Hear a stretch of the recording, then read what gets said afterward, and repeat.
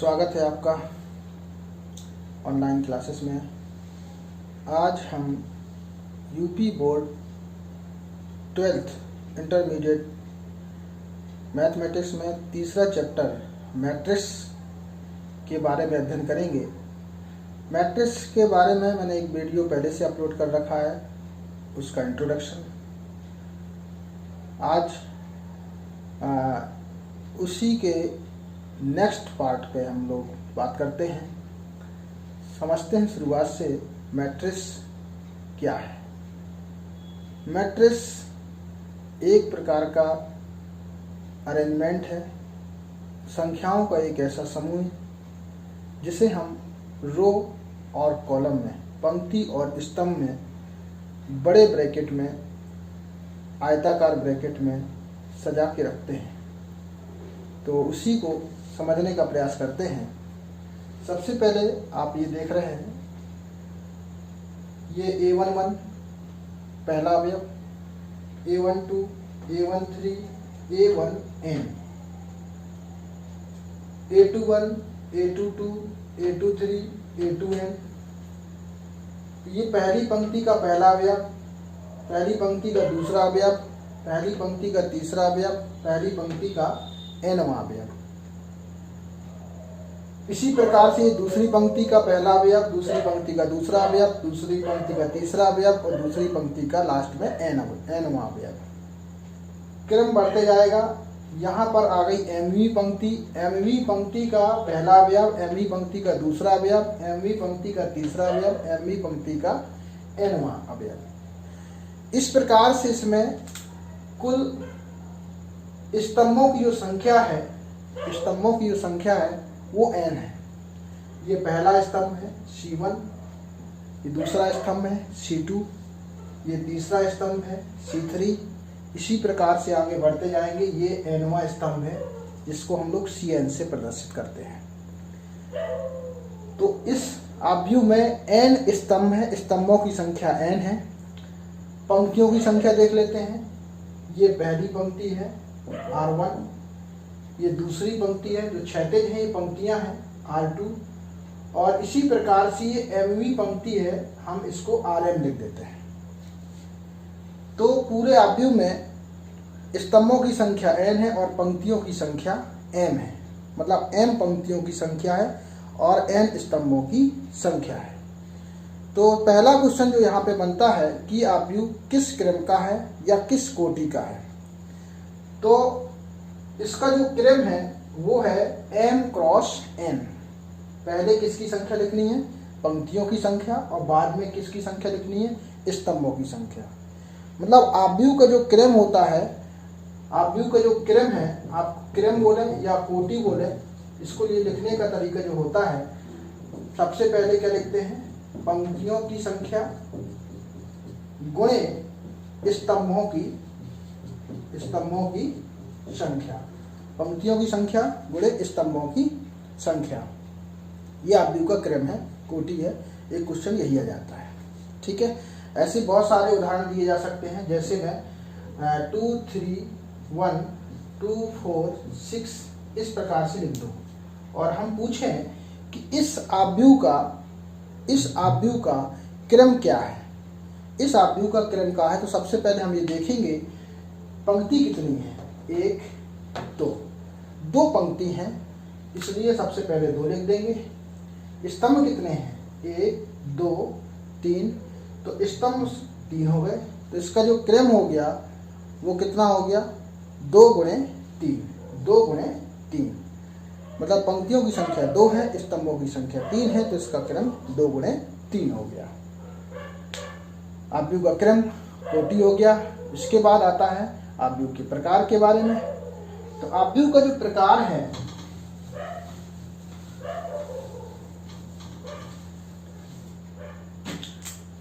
पंक्ति आव्यूह, पंक्ति आव्यूह में क्या होता है? इसमें क्या होती है? एक पंक्ति होती है, केवल इसमें पंक्ति की संख्या 1 होती है, सिंगल, और स्तंभ चाहे जितने बढ़ा लो। ठीक है, तो उसे पंक्ति आव्यूह कहते हैं। जैसे 1, 2, 3, ये क्या हो गया? पंक्ति आव्यूह हो गया। जिसमें स्तंभ की संख्या 1 हो उसे पंक्ति आव्यूह, जिसमें पंक्तियों की संख्या 1 हो उसे पंक्ति आव्यूह कहते हैं, और जिसमें स्तंभ की संख्या 1 हो A1 A2 A3 इसे हम लोग क्या बोलते हैं, स्तंभाव्यूह कहते हैं। वर्गाव्यूह की बात कर देते हैं। वर्गाव्यूह क्या होता है, जिसमें पंक्ति और स्तंभों की संख्या समान होती है, m बराबर n, पंक्तियों की संख्या स्तंभों की संख्या के बराबर होती है, उसे वर्गाव्यूह कहते हैं। वर्गाव्यूह जैसे 2 1 3 4 ये वर्गाव्यूह है, क्योंकि इसमें पंक्ति कितनी है, 2 है, स्तंभ कितने हैं, 2 हैं, 2 गुणे 2 वर्गाव्यूह हो गया। इसी प्रकार से 3x3 का भी बना सकते हैं हम लोग, ABC EFG HIJ। आप इसमें देख लीजिएगा कितनी पंक्तियां हैं, 3 पंक्तियां हैं, स्तंभ कितने हैं, 1 2 3, 3 स्तंभ हैं, इसका क्रम क्या हो गया, 3 गुणे 3। तो पंक्तियों और स्तंभों की संख्या जहाँ पर समान हो जाती है उसे हम कहते हैं वर्गाव्यूह, स्क्वायर मैट्रिक्स। नेक्स्ट चलते हैं, विकर्णाव्यूह की बात कर लेते हैं। सबसे पहले समझ लेते हैं मुख्य विकर्ण, समझ लेते हैं। मुख्य विकर्ण क्या होता है, 1 2 3 0 1 5 6 7 8, मैंने एक आव्यूह बनाया। तो जो मुख्य विकर्ण होता है ये वाला, ये मुख्य विकर्ण है। क्यों मुख्य विकर्ण होता क्या है, अगर मैं इसका उल्लेख करूं तो ये कौन सा अवयव है, A11, ये कौन सा अवयव है, A22, ये कौन सा अवयव है, A33, जहां पर I और J, I जो पंक्ति को प्रतिनिधित्व करता है, J स्तंभों को प्रतिनिधित्व करता है। I और J जिन अवयवों के लिए बराबर होता है, अर्थात AIJ के लिए I बराबर J है, तो उसे ही हम मुख्य विकर्ण कहते हैं। मैं इसलिए यहाँ पर क्लियर कर रहा हूँ क्योंकि आप विकर्ण ये भी बोल सकते थे, बट ये मुख्य विकर्ण नहीं है, केवल यही क्या है, मुख्य विकर्ण है, ये मुख्य विकर्ण है। इसको लिखने का एक और तरीका होता है, इस मुख्य विकर्ण को हम ऐसे भी लिख लेते हैं, डायगोनल मैट्रिक्स बना लेते हैं, छोटा सा 1 2 3 ऐसे भी लिख सकते हैं। ये आपका मुख्य विकर्ण है। चलिए नेक्स्ट चलते हैं। अब आता है बात को विकर्णाव्यूह।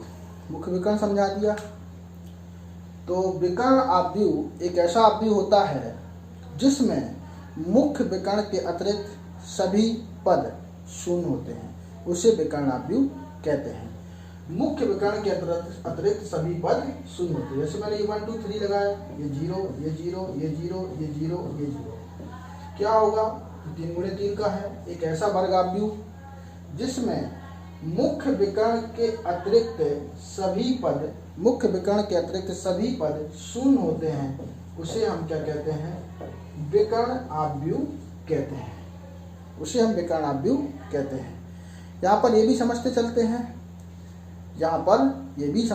चलते हैं, विकर्णाव्यूह हो गया, इसी के जैसा ही होता है अदिश आव्यूह। अदिश आव्यूह क्या होता है, इसको समझ लीजिएगा। अदिश आव्यूह ऐसा विकर्णाव्यूह जिसके विकर्ण के सभी अवयव कैसे होते हैं, समान होते हैं। जैसे मैंने यहाँ पर 2 2 2 लिख दो, ठीक है। ऐसा विकर्णाव्यूह जिसके विकर्ण के सभी अवयव समान होते हैं, उसे हम अदिश आव्यूह कहते हैं, उसे अदिश आव्यूह कहते हैं। इसी में एक चीज और समझ लीजिएगा, इकाई तत्समक आव्यूह। इकाई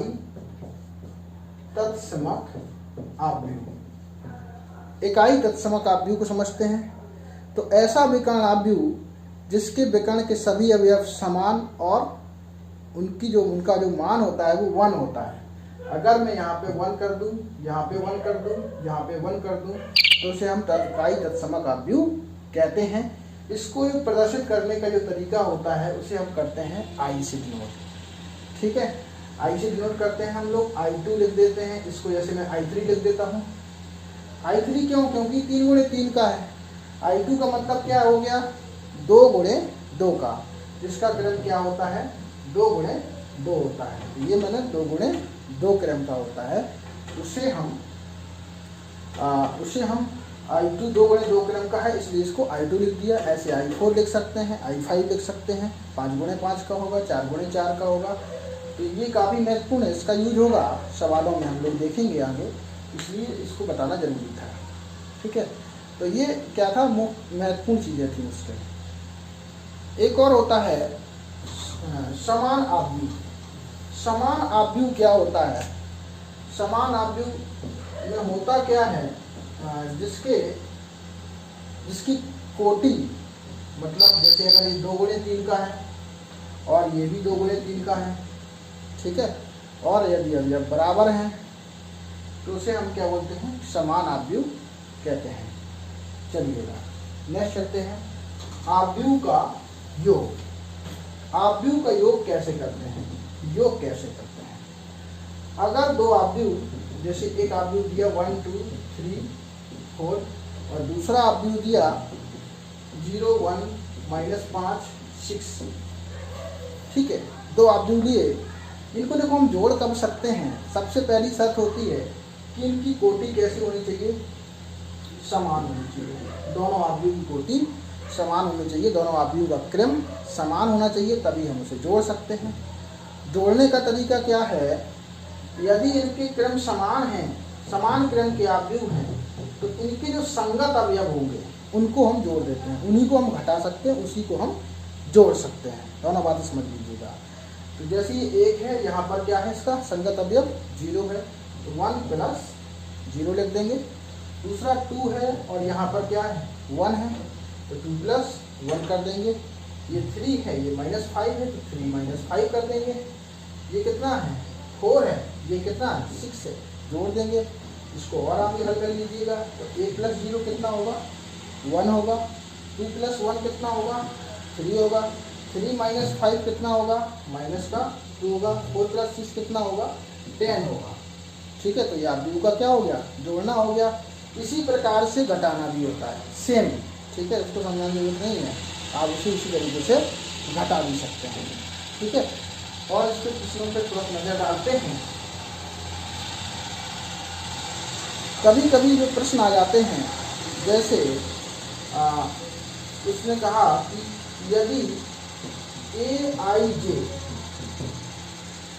AIJ क्या है?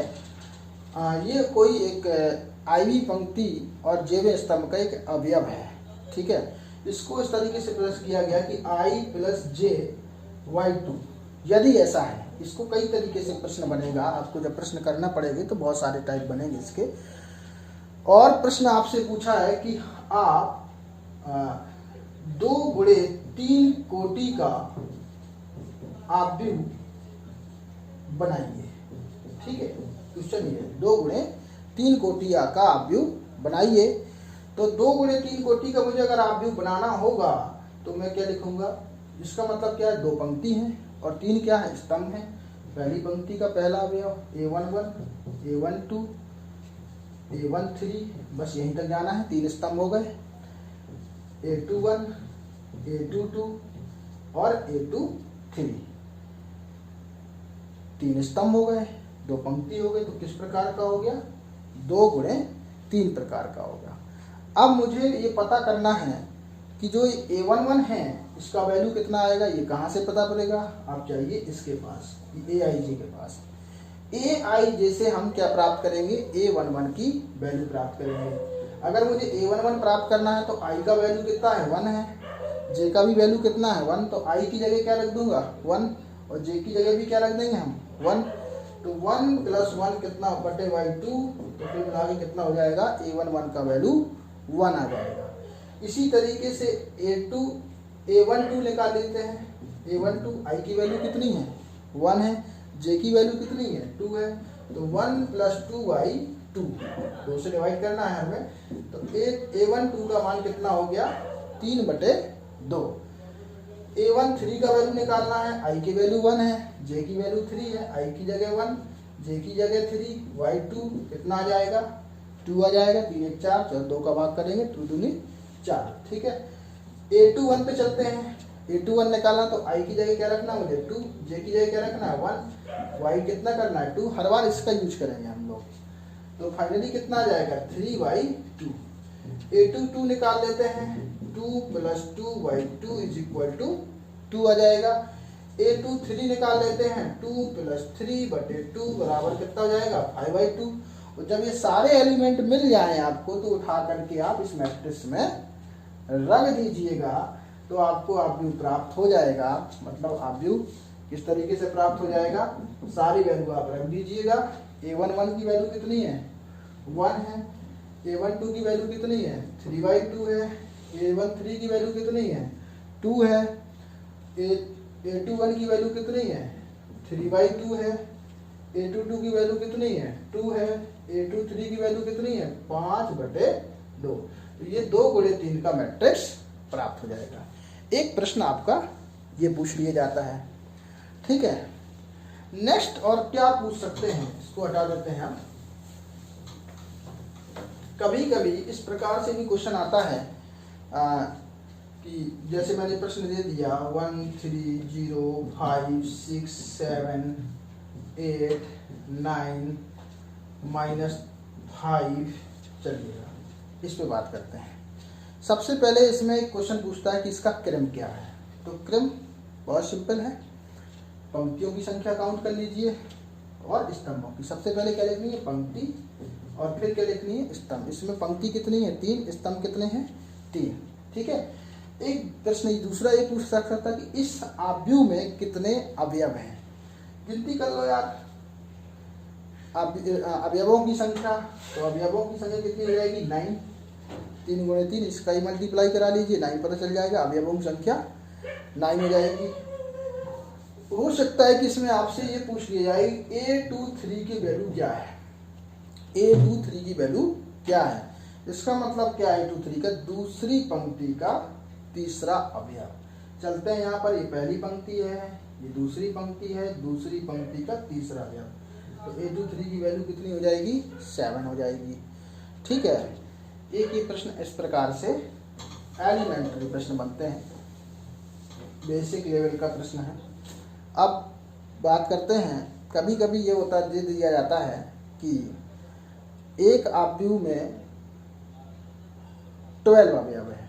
कितने अवयव हैं 12 अवयव हैं। एक आव्यूह में कितने अवयव हैं 12 अवयव हैं। तो उसका जो संभव, उसके कितने क्रम संभव है, मतलब कितनी कोटियां संभव हैं। तो अगर उसमें 12 अवयव हैं तो हम उसे 1 × 12 मतलब एक पंक्ति हो और 12 स्तंभ है, एक क्रम ये प्राप्त हो सकता है। 2 × 6 इसमें 12 अवयव रहेंगे, पंक्ति कितनी होगी 2, स्तंभ कितने हो जाएंगे 6, 2 × 6 का भी क्रम प्राप्त हो सकता है। 3 × 4 का भी प्राप्त हो सकता है, 4 × 3 का प्राप्त हो जाएगा, 6 × 2 का प्राप्त हो जाएगा, 12 × 1 का प्राप्त हो जाएगा। तो ये सभी क्या है संभव प्रकार है, मतलब जितने भी मैंने देखे 4 × 3 6 × 2 12 × ये सारे संभव प्रकार हैं। ठीक है, एक और क्वेश्चन देख लेते हैं।